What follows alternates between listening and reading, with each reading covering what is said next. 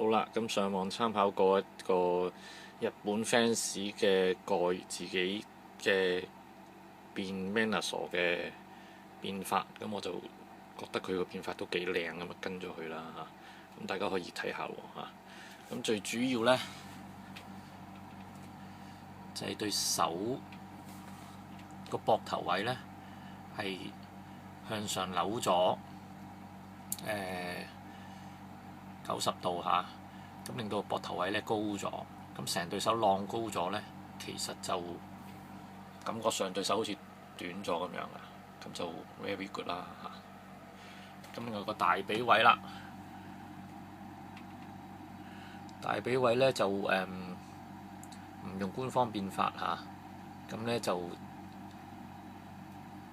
直情咧就咁樣係好似喺翻 Motor Master Robot Mode 咁樣咧拉翻直去，咁就用佢嘅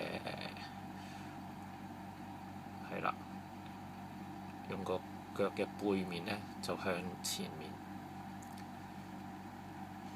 喺咁嘅狀態之下咧，成隻嘢咧對腳又長咗喎，咁所以咧係一次過解決晒咧原本手長腳短嘅問題。咁你話幾正咧嚇？咁咧睇下側面啦嚇。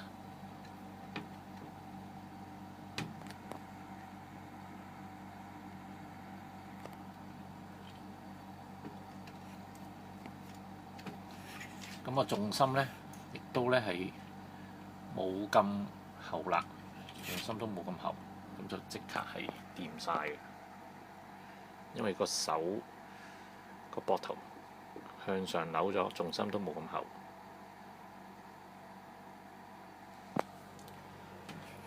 咁背脊咧，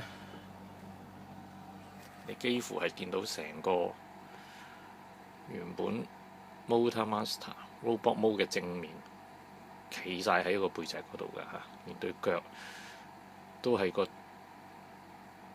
Motor Master 嘅正面向咗呢個係咗 Venusaur 嘅背脊位啦嚇。咁呢個變法咧，我都好中意，係解決晒個比例問題。